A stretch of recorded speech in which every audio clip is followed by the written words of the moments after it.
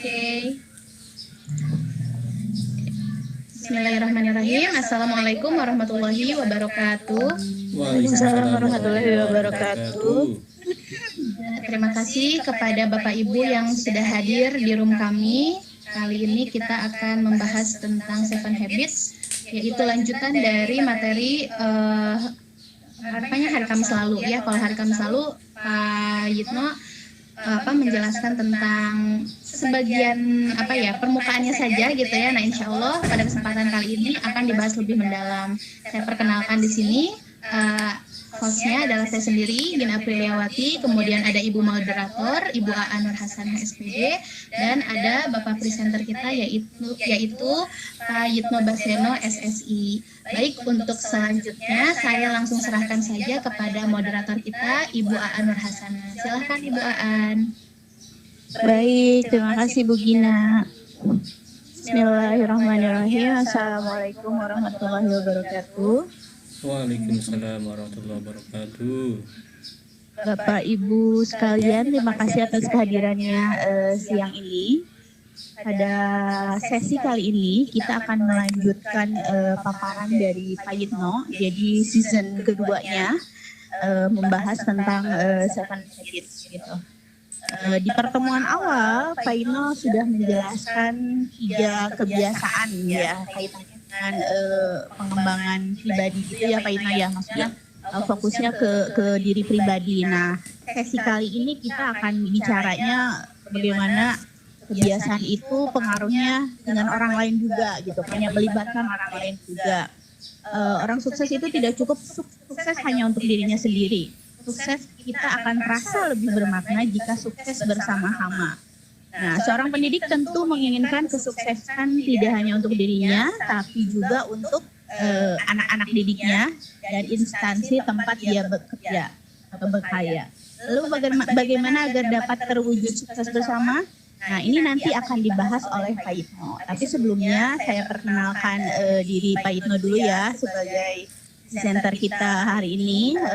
Nama Yitno Baseno, mengajar di Al Kausar dari tahun 2010 ya Pak Yitno ya? Iya, 2010. 2010. Nah, kebetulan Pak Yitno, bukan kebetulan sih, Pak Yitno saat ini menjabat sebagai kepala kesiswaan di SMA Insan Cendekia Al Kausar. Nah, beliau juga trainer lokalnya Seven Habits di sekolah yang mentrain anak-anak dalam Seven Habits itu Pak Yitno PJ-nya. Jadi insya Allah nanti materinya akan disampaikan oleh yang ahlinya Bapak Ibu. Gitu kan, silahkan yang mau bertanya atau mau sharing juga boleh. Baik, waktu dan tempat saya persilakan Pak Yitno untuk menjelaskan materinya. Silakan Pak Yitno. Terima kasih Bu Aa dan Bu Gina. Assalamualaikum warahmatullahi wabarakatuh.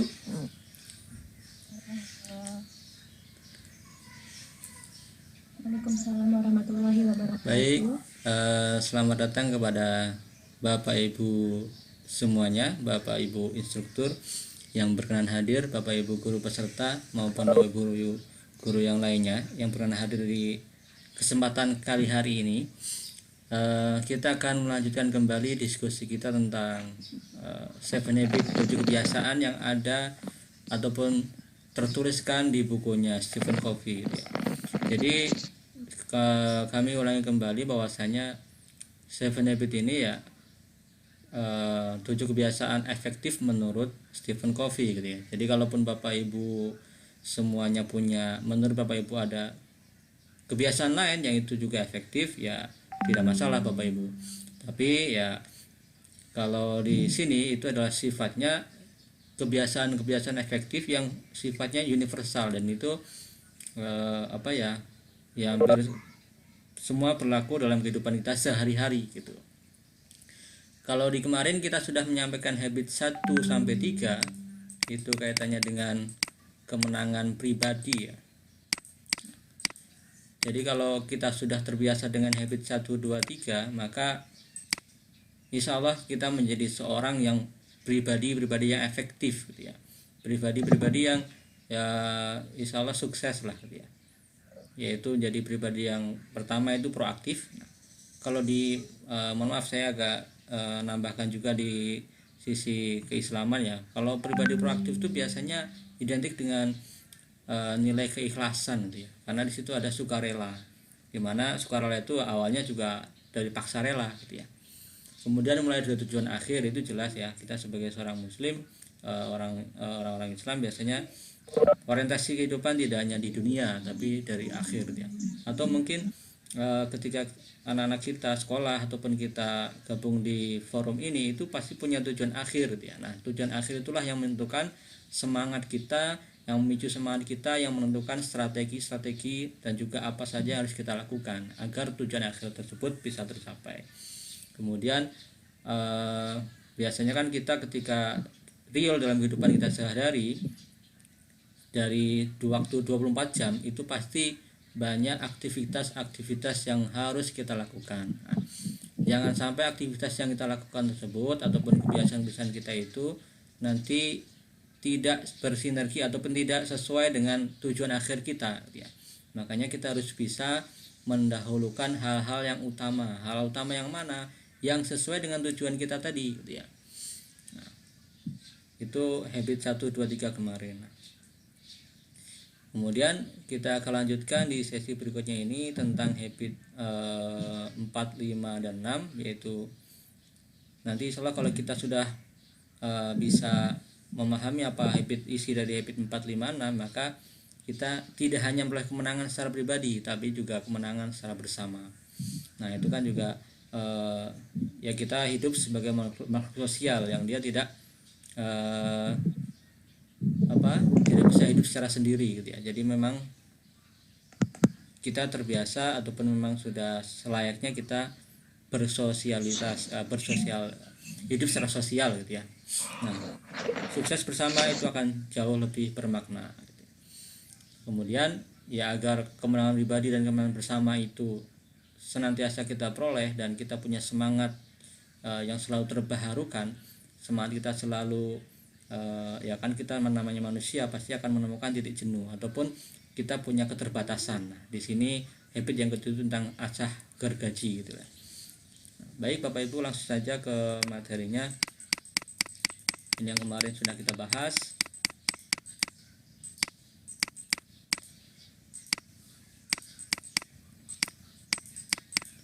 Baik, untuk habit yang keempat, nah, diawali dari rekening bank hubungan. Nah, di sini ibarat rekening tabungan, hubungan kamu dan hubungan kita dengan orang lain itu biasa kadang naik kadang turun ya. Itu sudah pasti gitu ya. Ibarat rekening tabungan, hubungan kamu dengan orang lain, hubungan kita dengan orang lain itu kadang naik kadang turun gitu ya. Mungkin yang sudah berkeluarga juga ya, hubungan kita dengan pasangan kita juga kadang naik turun seperti itu. Nah, apa sih yang menyebabkan relasi kita, hubungan kita dengan orang lain itu naik dan turun? Nah, ini setidaknya contoh ya. Hubungan kita akan baik dengan orang lain itu ibaratnya deposit ya. Sedangkan hubungan kita tidak baik ataupun ada masalah dengan orang lain itu bahasanya mungkin tarikan kalau dalam dunia perbankan itu. Nah, ini namanya rekening bank hubungan. Ketika kita senantiasa menepati janji, maka itu akan meningkatkan hubungan relasi kita. Atau itu ibaratnya kita menabung ya, deposit. Tapi kalau kita suka ingkar janji dan sebagainya, itu akan membuat relasi kita itu akan berkurang ya. Karena dia sifatnya tarikan dan seterusnya. Minta maaf, mendengar, berbuat baik, setia, dan itu lawan hal-hal yang menambah relasi kita. Ini saya kira hal yang umum yang sudah kita ketahui bersama gitu ya. Sebaliknya orang yang sombong, tidak mau mendengar gitu ya, bergunjing dan membocorkan rahasia, egois gitu ya, menyatakan keinginannya tidak jelas dan sebagainya, itu pasti itu akan memperenggang hubungan di antara kita. Habit yang keempat yaitu think win-win atau berpikir menang dan menang. Apa sih maksudnya ya? Apakah dalam hidup itu tidak boleh berkompetisi? Apakah dalam hidup itu tidak boleh menjadi yang terbaik ya? Nah di sini ketika kita di dalam berkomunikasi kita mengedepankan egois, maka yang terjadi adalah ketidakpercayaan ya. Kalau kita menjadi pribadi yang egois, itu ketidakpercayaan akan muncul. Orang-orang cenderung tidak percaya dengan kita ya. Kemudian yang pastinya kalau orang sudah tidak percaya dengan kita, maka tidak mungkin mereka akan mau kerjasama dengan kita, mau berkomunikasi juga enggan dengan kita. Karena orang egois itu kan tipenya ya gitu ya, menang sendiri dan sebagainya. Dan pastinya orang-orang yang egois itu karena tidak ada kepercayaan dari orang lain, maka dia tidak ada kesuksesan itu ya. Sedangkan orang egois itu muncul dari mana sih? Dia dari rasa ketakutan yang berlebihan, kemudian dari rasa kesombongan, ya. Dan juga dari rasa cinta terhadap dunia yang berlebihan. Nah itu munculnya orang egois ya menurut Stephen Covey. Nah, ini paradigma di dalam menjalin hubungan. Nah ini ada 4 paradigma. Yang pertama yaitu menang kalah. Jadi kita menang, ada rekan kita yang kalah ya kalau kita berpartner atau kita berrelasi. Kemudian atau sebaliknya kita kalah, mereka yang menang gitu ya. Nah itu biasanya hubungan yang sering terjadi. Atau dua-duanya kalah dia. Daripada saya nggak dapat apa-apa, mending dia juga nggak dapat apa-apa sekalian gitu ya. Daripada saya nggak dapat, mending semuanya sekalian. Nah itu mungkin sifat ataupun paradigma kalah-kalah gitu ya. Kalau menang kalah ya biarin aja mereka kalah gitu ya. Dan menang-menang di sini paradigma yang keempat, berbagi gitu ya. Lalu apa sih bagaimana karakter menang-menang itu? Yang pertama, kita bisa punya karakter menang-menang itu jika senantiasa menanamkan yang namanya integritas ya. Integritas kita. Jika integritas kita bagus, insya Allah kita juga akan punya karakter menang-menang, tidak egois ya. Kemudian pasti kematangan ya, kematangan seorang menentukan cara bersikap ya. Kemudian mental kelimpah ruahan ya. Mental kelimpah ruahan di sini ya kita jangan merasa istilahnya bahwa nikmat Allah itu terbatas, jadi kita harus memperebutkan dan sebagainya. Misalkan orang lain dapat ini dan sebagainya, ya cukup kita berlapang dada ya. Nah itu mungkin dari karakter menang dan menang ya. Integritas, kematangan, dan mental kelimpah ruahan. Dan jangan takut tidak terbagi. Nah, bagaimana kita bisa mendapatkan atau bisa berpikir menang-menang? Yang pertama, menangkan dirimu dulu ya.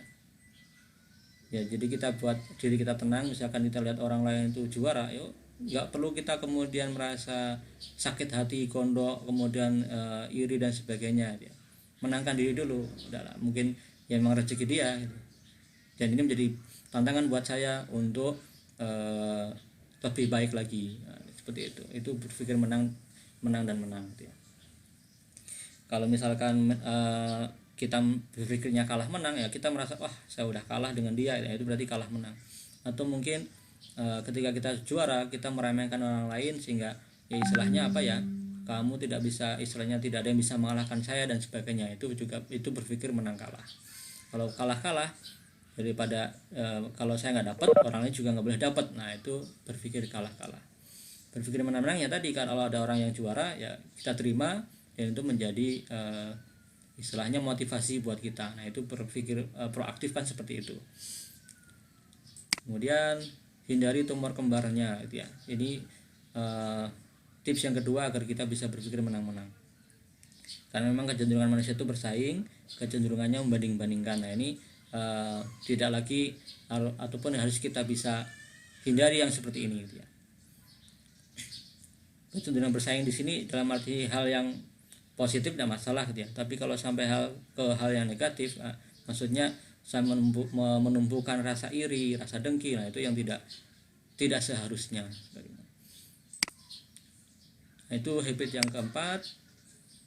Berikutnya habit yang kelima. Seek first to understand, then to be understood. Jadi yang pertama perlu kita lakukan pertama kali adalah memahami orang lain, baru mereka akan memahami kita. Ya ini ada sebuah contoh ya. Ini kalau ini game ya, cuma tidak bisa kita praktekkan di sini. Apa sih penyebabnya kita tidak bisa memahami orang lain ataupun bahasanya adalah gagal komunikasi gitu ya. Biasanya kalau kita menjalin komunikasi dengan orang lain dan istilahnya komunikasi tersebut tidak berhasil atau malah menimbulkan konflik ya, Nah, kan biasa ya kita lagi ngobrol bukannya menambah suasana jadi tenang tapi malah menimbulkan konflik baru. Nah, habis itu penyebabnya adalah yang pertama, respon autobiografis atau cepat memberikan komentar dari pengalaman sendiri. Jadi ketika ada sebuah masalah, biasanya saya seperti ini, nah, itu penyebab gagal komunikasi gitu. Cepat memberikan komentar dari pengalaman sendiri. Menurut saya atau menurut pengalaman yang saya miliki, misalkan itu ya, biasanya mungkin itu juga menjadi salah satu sebab ya, menjadi salah satu sebab komunikasi kita gagal. Kemudian tidak pahami sudut pandang lawan bicara ya. Jadi kita merasa istilahnya apa ya, ketika orang punya sebuah masalah, kita tidak memahami dulu apa sih sebenarnya masalah yang dihadapi dan sebagainya. Nah, kita langsung aja memberikan komentar dan sebagainya gitu ya. Nah, itu kan mungkin sering ya, apalagi sekarang di era medsos seperti sekarang ini, orang-orang cenderung mudah berkomentar gitu ya, dari sudut pandang dia gitu ya, dari ya pemahaman dia, padahal belum tentu itu sesuai dengan keadaan yang sebenarnya gitu ya.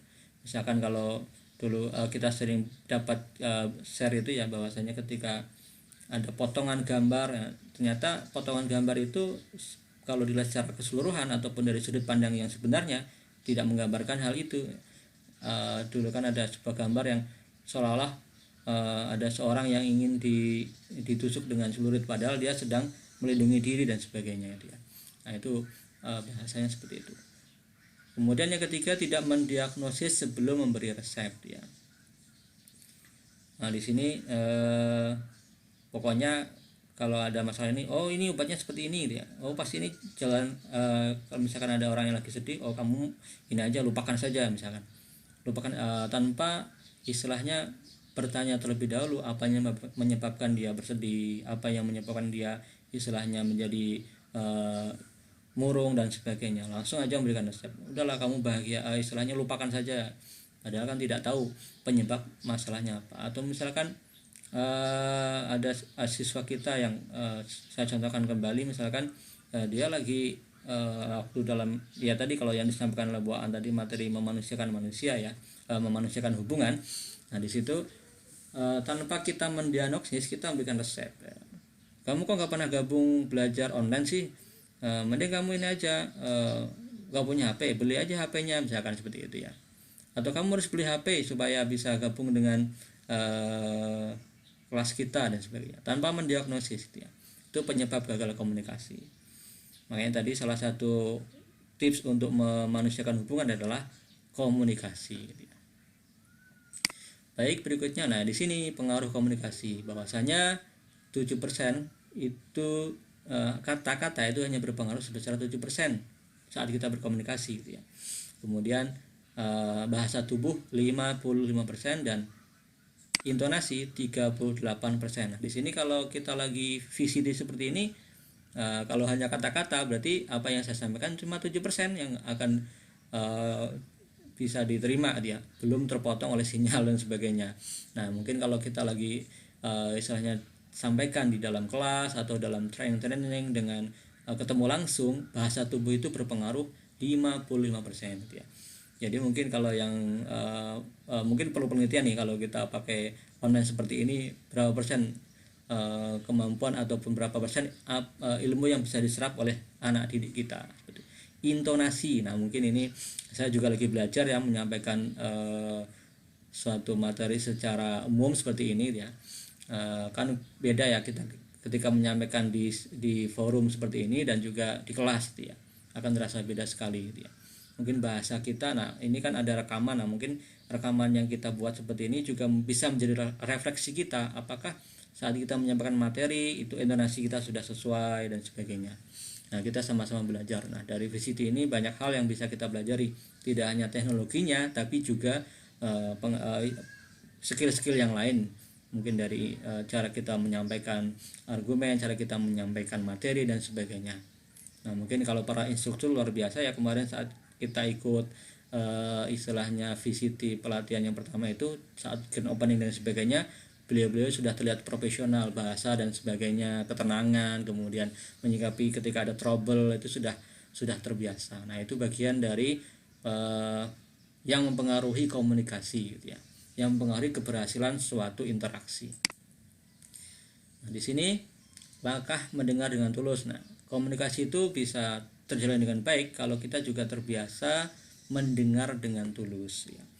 Mendengar dengan tulus itu bagaimana sih? Mendengar dengan telinga, mata, dan hati. Nah, kalau kita VCT seperti ini mungkin lebih banyak mata dan telinga saja gitu ya, karena mungkin bisa jadi ya kita off kan video kita cuma dengar suara aja, nanti kita setelah jawab gitu ya dan sebagainya. Tapi kalau kita komunikasi secara langsung itu ya mata kita, telinga kita, bahkan kita bisa bersimpati dengan hati kita menjawabnya gitu ya. Memahami posisi mereka, ini juga langkah menjadi pendengar yang tulus ya. Sepertinya kamu sedang capek dan sebagainya. Sepertinya kamu sedang ada masalah gitu ya. Kemudian yang ketiga, agar kita bisa menjadi pendengar yang tulus, melakukan mencermin. Apa sih mencermin itu? Nah, di sini bedanya mencermin dan membeo. Pasti Bapak Ibu semuanya tahu ya. Burung beo ya. Ketika ada pemiliknya ngomong ataupun dia terlatih atau terbiasa ngikutin apa yang disampaikan oleh sang pemiliknya gitu ya. Nah, burung beo itu punya keahlian yang pertama mengulangi kata-kata saja. Nah, itu saya kira udah tahu semuanya gitu ya. Nah, kalau mencermin itu mengulangi maksud, lagi ada curhat dan sebagainya. Oh, jadi kamu lagi diputusin misalkan. Nah, itu kan berarti dia hanya mengulang kata-kata saja gitu ya. Nah, mungkin kalau mengulang maksud itu sepertinya kamu datang ke sini sedang ada masalah dan kamu menganggap bapak atau ibu bisa membantu ya, itu bagian dari mencermin. Jadi maksud yang kita ulang. Jadi mereka ketemu kita itu bukan hanya untuk mendengarkan keluh kesah, tapi maksud mereka barangkali istilahnya ya pengen masukan dari kita, istilahnya pengen arahan dari kita.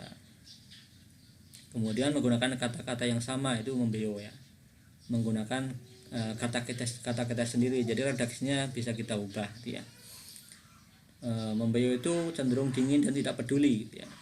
Ya istilahnya menanggapi pun ya menanggapi sedapatnya ya. Kalau bercermin itu hangat dan peduli, dia libatkan pandangan dia, kemudian libatkan pendengaran dia, libatkan gerak tubuh dia, intonasi dia itu. Ya kalau ada yang lagi mau curhat ya kita sepertinya kita pakai bahasa perasaan lah bahasa gitu ya. Nah, mungkin ini bagi Bapak Ibu guru bimbingan konseling atau Bapak Ibu guru pengasuh mungkin lebih paham dia. Nah, komunikasi empatik itu adalah komunikasi yang tadi ya, seek first to understand and to be understood. Jadi kalau kita sudah terbiasa mendengar dengan tulus, kemudian kita tidak istilahnya kita tidak membeo, maka akan terjadi komunikasi yang empatik gitu ya. Ya, komunikasi empatik itu kalau empatik itu sudah melibatkan perasaan ya. Nah itu yang habit yang kelima. Kemudian di habit yang keenam itu adalah synergize gitu ya. Synergize itu mungkin ini kaitannya dengan apa ya, kalau kita sudah masuk habit 4, 5, dan 6 nah, ini sudah masuk ke, kalau di kurikulum abad 21 itu sudah masuk ke ranah kolaborasi gitu ya, bekerjasama dengan orang lain. Nah di sini kalau sinergis itu apa itu sinergis? Nah,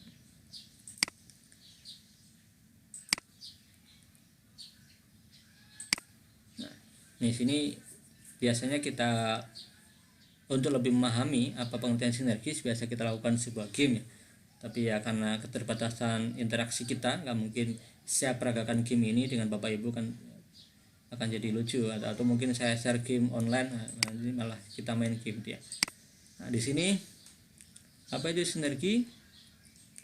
Sinergi adalah kerjasama yang kreatif dalam mencari solusi bersama sehingga hasil dan perasaan ini kok nggak kelihatan menjadi luar biasa gitu ya. Nah di sini kerjasama yang kreatif dalam mencari solusi. Nah, bagaimana caranya? Nah ini ada sebuah permainan lagi, membangun sebuah tower ataupun membangun sebuah piramida dan sebagainya. Biasanya kita pakai sedotan, dikasih sedotan nanti diminta untuk membuat sebuah project ya. Nah, agar kita bisa bersinergi, Nah, ini beberapa hal yang bisa kita lakukan. Nah, kita harus bisa mendefinisikan problem atau kesempatan yang kita miliki. Jadi permasalahannya apa? Ya. Kita harus bisa mendefinisikannya. Ya, kalau kita ada sebuah masalah, kita belum paham itu masalah apa, ya susah untuk bersinergi. Yang kedua, cara mereka berusaha memahami ide dan keinginan mereka. Jadi kalau misalkan ada sebuah, kalau tadi ya diminta untuk membangun sebuah proyek dari sedotan, nah itu biasanya banyak ide yang diutarakan oleh masing-masing anggota. Nah, ada yang mengusulkan inilah dan sebagainya gitu ya. Ada yang mengusulkan bawahnya harus kuat, ataupun kita mengusulkan bangunnya harus tinggi dan sebagainya. Kita gunakan perekatnya lakban dan sebagainya. Kita dengarkan semua saran dan masukan dari semua anggota kelompok gitu ya.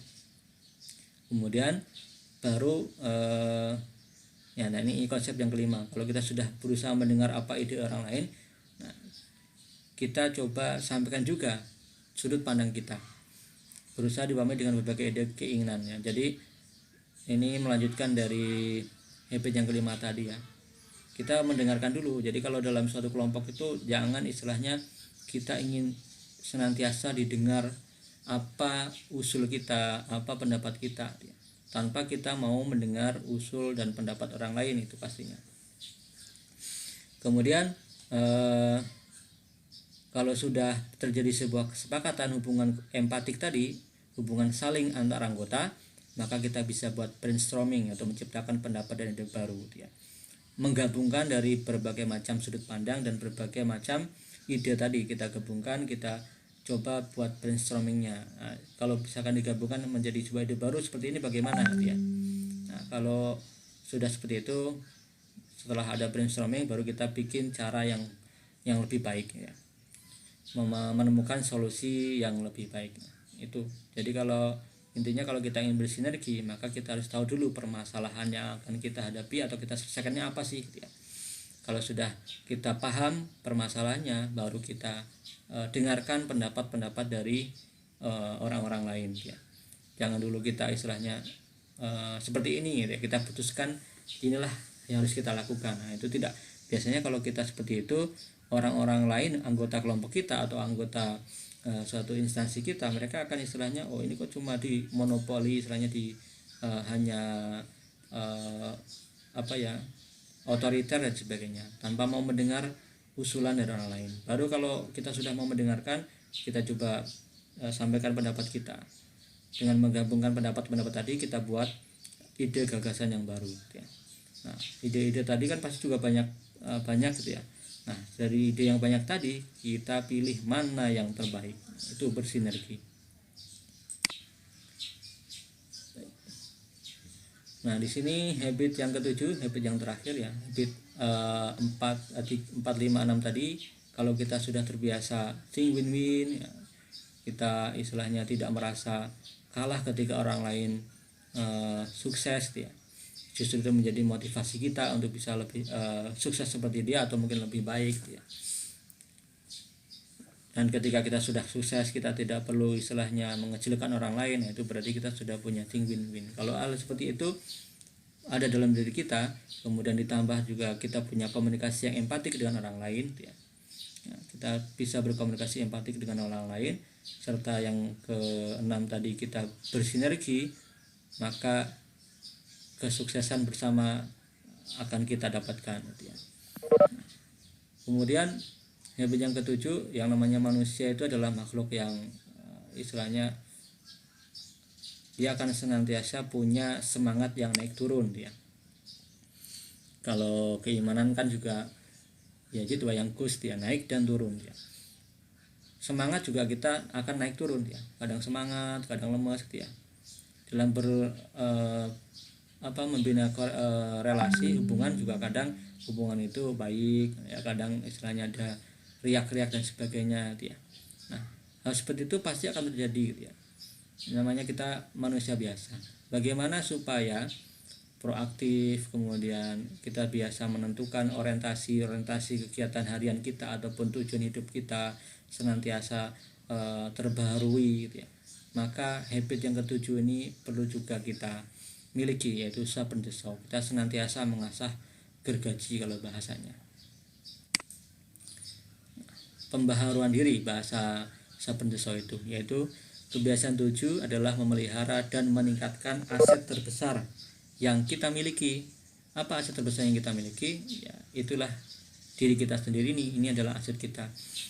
Kenapa diri kita disebut aset terbesar? Ya, di dalam diri kita kan ada potensi yang Allah sudah ciptakan luar biasa gitu ya. Di sana ada kecerdasan lewat otak kita, kemudian ada empati lewat hati kita, kemudian fisik kita juga sudah sempurna, diciptakan dengan sempurna, sehat, kemudian kuat itu ya. Kemudian mungkin kita juga bisa melakukan berbagai banyak hal ya. Kita punya kemampuan atau multi talenta bahasanya mungkin. Nah, itulah diri kita memang merupakan aset terbesar yang kita miliki. Kesehatan itu adalah aset terbesar yang kita miliki ya.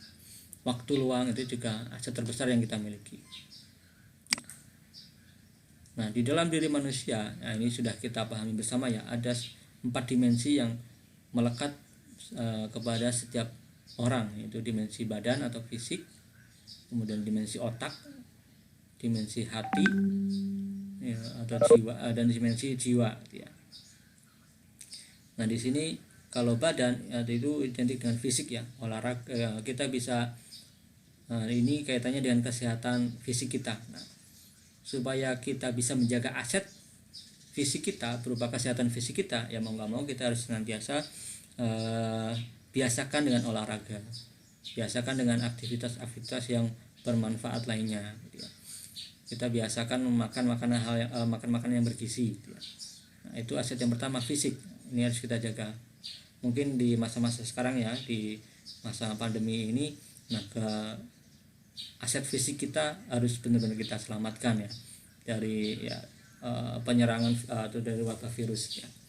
Salah satunya kan banyak yang kita lakukan adalah dengan berjemur, kemudian olahraga rutin setiap hari dan sebagainya. Itu bagian dari ikhtiar kita untuk menjaga aset berupa badan kita.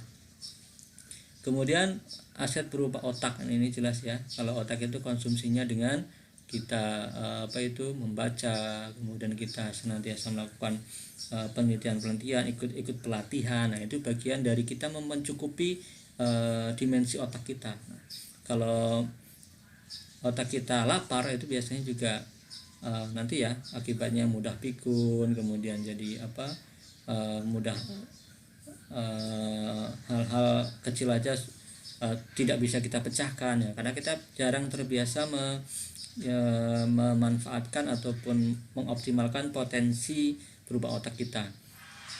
Kalau kita sering baca artikel ataupun sebuah informasi bahwasanya Albert Einstein itu yang secerdas itu hanya tidak menggunakan semua potensi otaknya, hanya sepersepuluhnya atau berapa kalau tidak salah itu ya.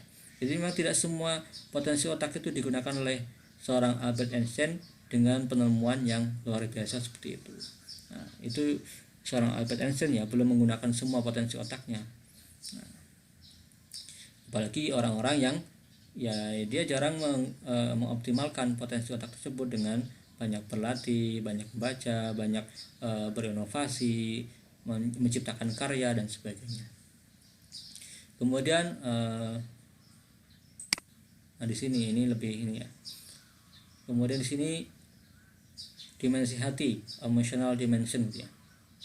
Nah, di sini membina hubungan yang baik, kemudian memberi bantuan, tertawa, itu bagian dari memberikan konsumsi hati kita ya. Tadi ya, membuat relasi yang baik itu membuat hati kita tenang gitu ya. Ya, kita kemana-mana kalau punya banyak relasi ya tidak akan istilahnya bingung gitu ya. Misalkan kita pergi ke luar kota, kita sudah punya banyak relasi yang baik ya, kita akan tenang-tenang saja ya. Kalau kita terbiasa memberi bantuan juga itu akan istilahnya membuat hati kita merasa tenang gitu ya. Tertawa jelas ya, kalau kita ya kalau banyak tertawa juga tidak baik, tapi tertawa yang ya sewajarnya saja.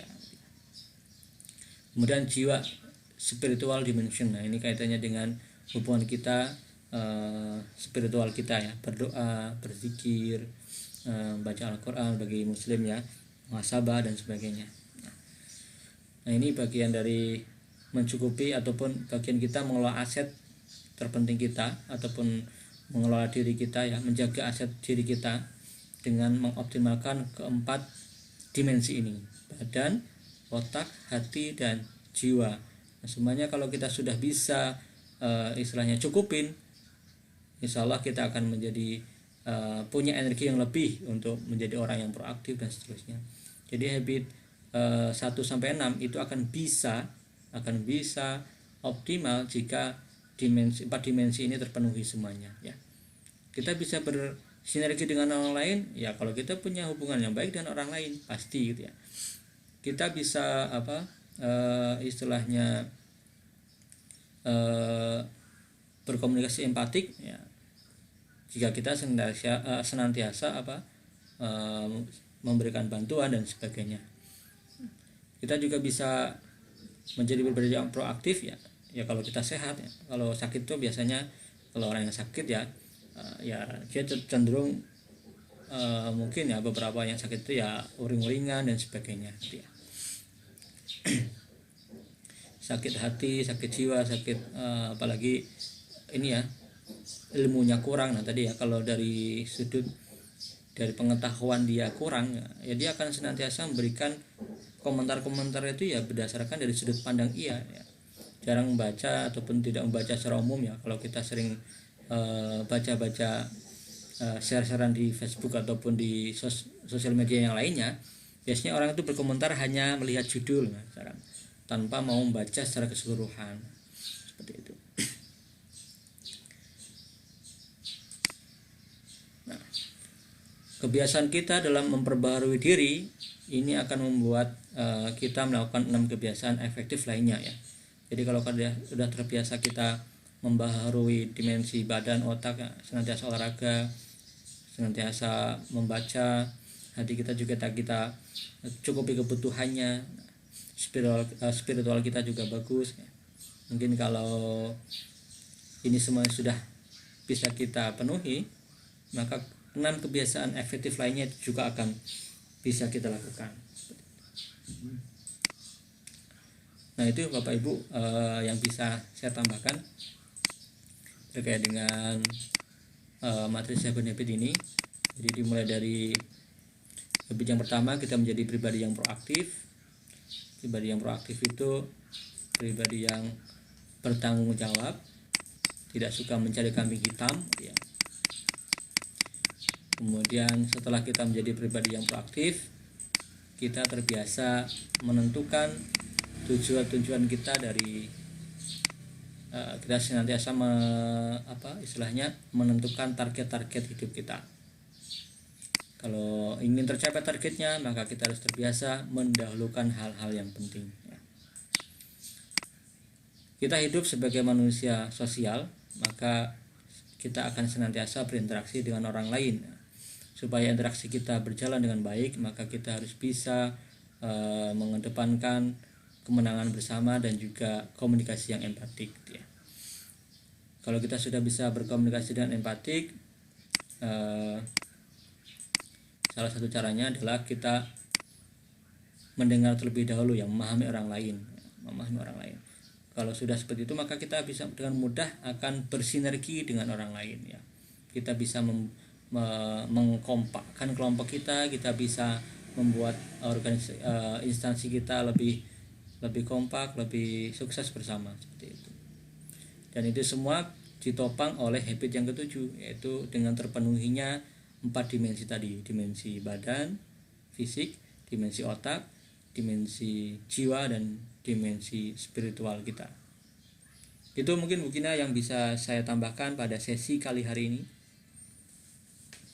Oke, baik Pak Itno, terima kasih atas pemaparannya. Ya. Saya moderatornya Pak. Baik Bapak Ibu, Pak Itno sudah menyampaikan 4 habits terakhir ya Pak Itno ya itu. Kita punya waktu sekitar 19 menit untuk sesi diskusi.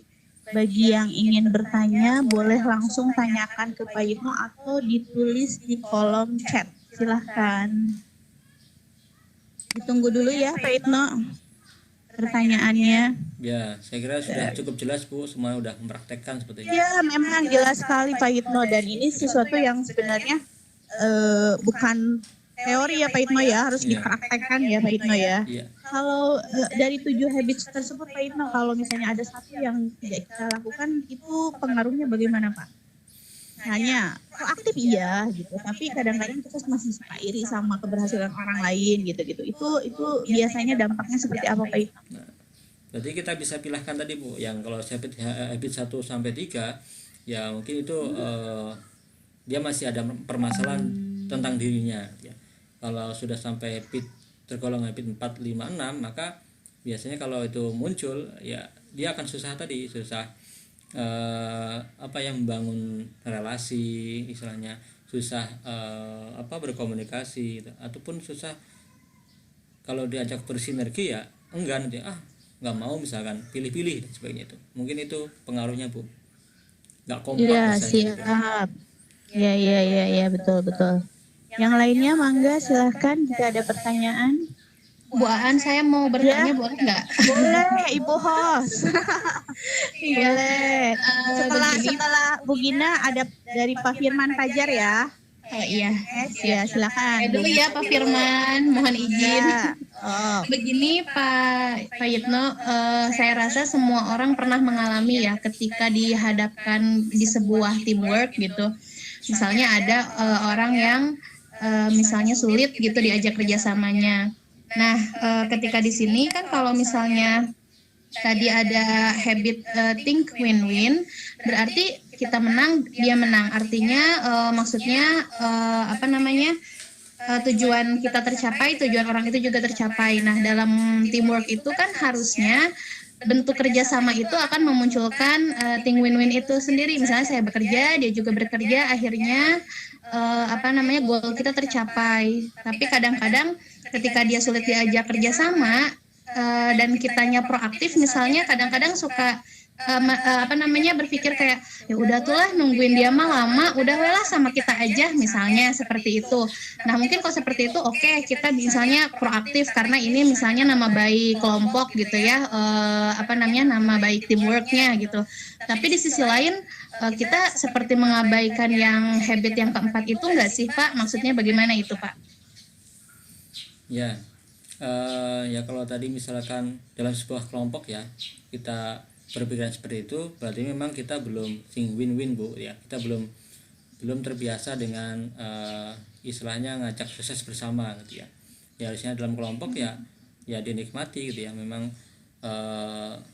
ya perlu mungkin, kalaupun istilahnya itu benar-benar menyebabkan hal yang fatal, ya perlu kita cari dulu permasalahan dia kenapa kok seperti itu ya. Tadi habit yang habit yang kelima ya Bu, kita coba berkomunikasi empatik dengan dia. Sebenarnya kamu ada masalah apa sih sehingga ketika di dalam kelompok ini kok sepertinya belum bisa tune in, belum bisa gabung dengan optimal dan sebagainya. Nah mungkin itu kalau kita sudah tahu permasalahannya, mungkin juga akan membantu dia gitu ya, membantu dia untuk, kalau teman-temannya yang sudah proaktif ya mungkin dia juga akan istilahnya ya akan proaktif ya. Yang namanya proaktif itu kan awal mula memang dari paksaan Bu, memang dipaksa gitu ya. Kalau nggak pernah dipaksa ya tadi tidak akan muncul sukarela seperti itu. Itu mungkin Bu ya, kita harus berkomunikasi empatik dulu, menanyakan dengan dia. Kalaupun itu berpengaruh ya pasti akan berpengaruh, berarti dia memang dalam kelompok itu belum ada sinergi dan belum think win-win seperti itu. Baik, gimana Bu Gina?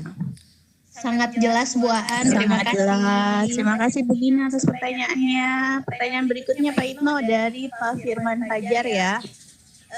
Pengalaman penerapan 7 Habits di sekolah Bapak, bagaimana tahapannya atau bagaimana kiat-kiatnya? Gitu Pak Itno. Ya, nanti Bu Aan bisa nambahkan ya. Saya moderator. Baik. Silakan Pak Itno. Kalau Enaknya apa sih? ya, Pas banget pertanyaannya.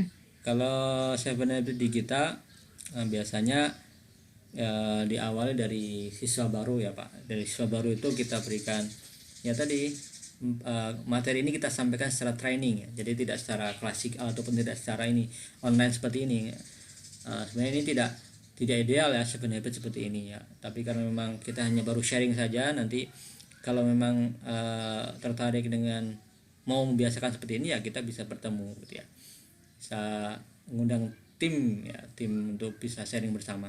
Kalau di tahapan kita seperti itu, kita di awal tahun di saat masa orientasi itu anak-anak baru kita berikan materi ini sekaligus trainingnya secara lengkap ya, dari habit 1 sampai 7 kita berikan dalam waktu ya.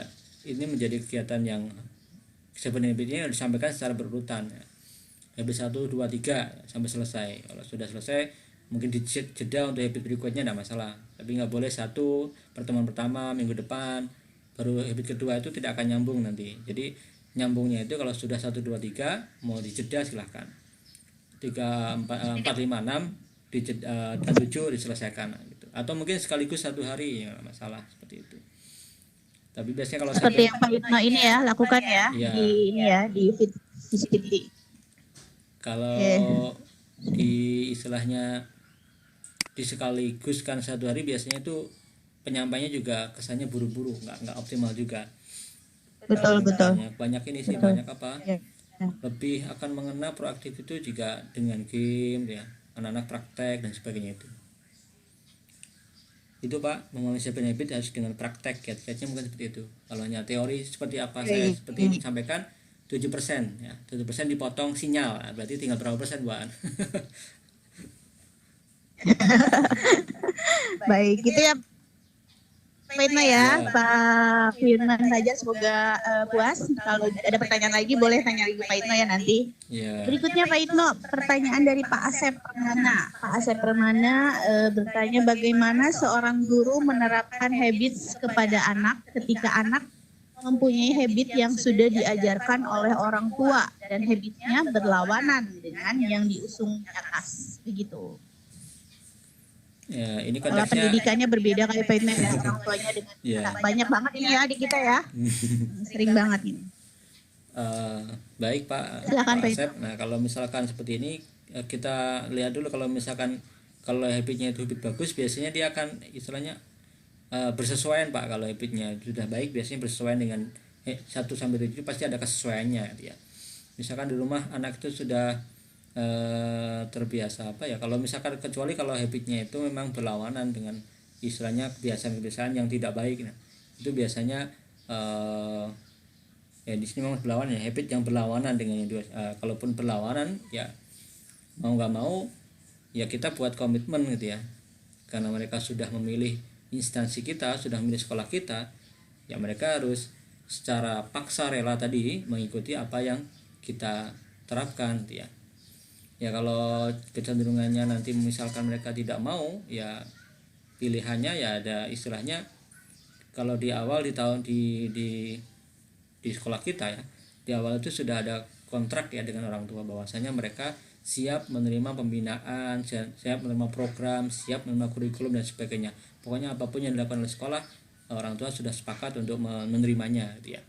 Jadi kalau misalkan nanti ada hal-hal yang tidak sesuai, ya makanya nanti tadi ya mereka kita berikan komunikasi dulu, kita sampaikan dulu bahwasanya ini tidak sesuai dengan sekolah kami. Kalau Bapak masih mempercayakan ya silahkan lanjut dengan kami dan ikuti apa yang kami miliki. Kalau tidak ya silahkan, berarti tidak sesuai dengan apa yang ada di sekolah kami. Bapak bisa pilih sekolah yang sesuai dengan siswa. Yang biasa kita lakukan seperti itu Pak, yang biasa disampaikan oleh para pimpinan kami seperti itu. Siap. Ada tambahannya Pak Yitno pertanyaannya dari Pak Asep, masih dari Pak Asep. Kalau salah satu bentuk pelatihan, salah satu habits ini berupa apa? Jadi pelatihannya berupa apa mungkin ya dari setiap habitsnya itu gitu. Kalau tadi Pak Yitno kan menyampaikannya ya trainer 1 hari itu ya Pak Yitno ya. Ya. Mungkin tiap habits yang mewakili pelatihannya seperti apa nih? Kalau yang kita awal dari habit 7 ya, habit 7 itu bisa kita sampaikan dengan game, misalkan apa itu game ranking 1. Nah itu kan dari bagian dari mengelola otak ya. Ranking 1 yang biasa kita lihat di TV itu bisa kita duplikasi ya, dengan mungkin bentuknya sama ya. Nanti kita itu bagian dari game saja ya, game. Kemudian kalau bentuk pelatihannya berupa game ataupun ya ini dipadukan, jadi tidak hanya game terus ya, dari awal sampai akhir tidak hanya game saja, tapi juga penyampaian materi misalkan ya tadi pengertian proaktif itu dijelaskan dulu, kemudian pengertian dari bagaimana membina komunikasi empatik dijelaskan dulu, baru kalau sudah ada penjelasan dilengkapi dengan simulasi game. Itu bentuk pelatihannya biasanya Pak, gitu Bu. Begitu Pak Asep. Ya, kita masih punya waktu 8 menit lagi. Silahkan yang ingin bertanya. Pertanyaan langsung juga boleh, raise your hand. Kemudian jangan lupa Bapak Ibu yang belum mengisi absen silahkan. Gina sudah share presensinya. Nah, ada pertanyaan lagi? Boleh deh Bu, saya ada yang mau ditanyakan lagi. Dong, silahkan. Saya tahu kalau begini nanyanya banyak. Silahkan Gina. Begini Pak Yitno, setujukah Bapak kalau misalnya ada anggapan orang yang seperti ini? Ini kan terkait kebiasaan ya. Kalau anak-anak kan gampang membiasakannya karena mungkin mereka juga masih belum istilahnya masih seperti sponge ya yang menyerap banyak gitu. Nah, bagaimana dengan pembiasaan untuk orang dewasa? Misalnya gini, selama dia hidup 20 tahun misalnya ya, terbentuk kebiasaan A.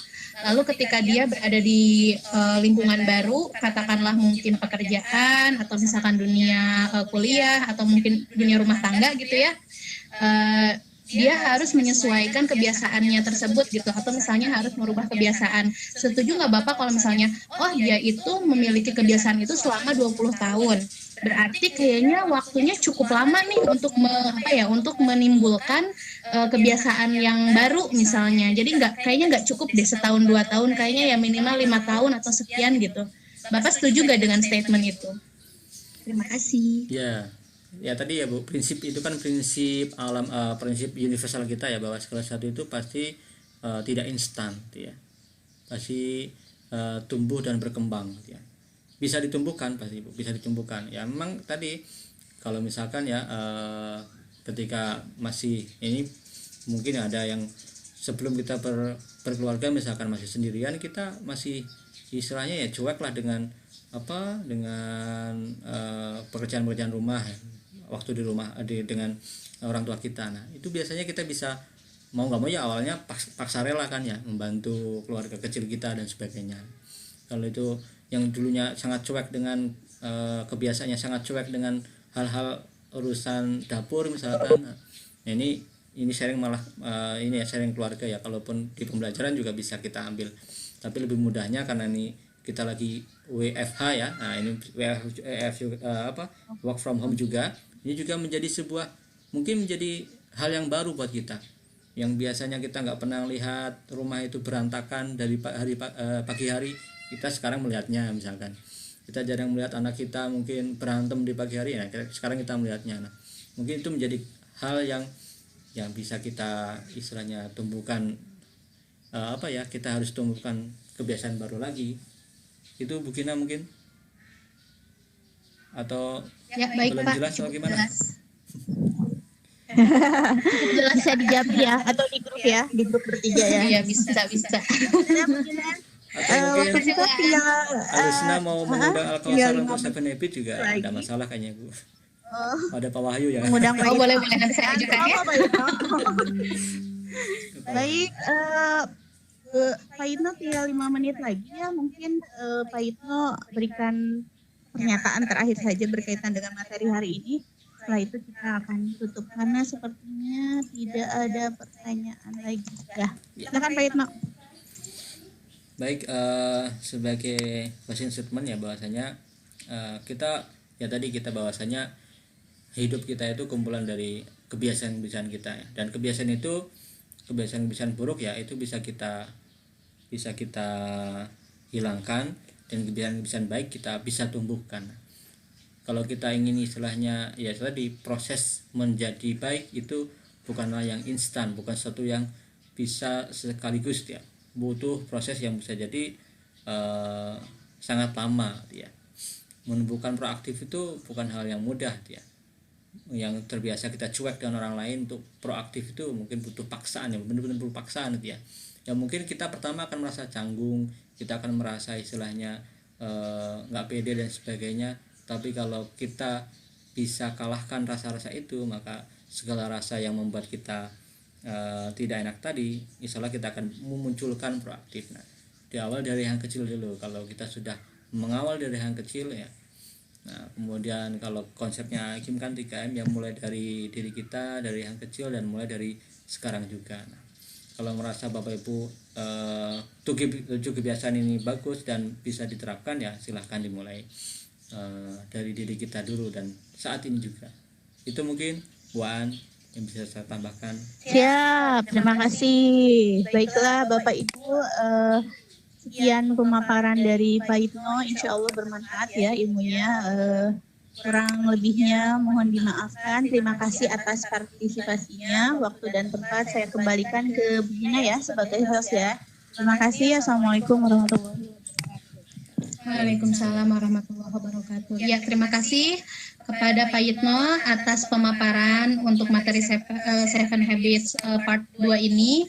Juga terima kasih kepada Bu Aan yang sudah memandu acara diskusinya sehingga berjalan lancar dan interaktif. Saya juga mengucapkan terima kasih kepada Bapak instruktur yang sudah hadir di ruangan kami, juga Bapak Ibu yang yang senantiasa mendukung kami gitu ya, hadir di sini. Terima kasih banyak. Nah, untuk berikutnya insya Allah kita akan ada lagi pertemuan pukul 1 di room yang lain ya. Jadi nanti akan di-share lagi linknya. Terima kasih untuk semuanya yang telah hadir pada kesempatan kali ini. Dari saya selaku host mengucapkan banyak terima kasih dan mohon maaf untuk segala kesalahan dan kekurangan. Insya Allah kita ketemu lagi di lain waktu. Wabillahi taufiq wal hidayah. Wassalamualaikum warahmatullahi wabarakatuh. Waalaikumsalam warahmatullahi wabarakatuh.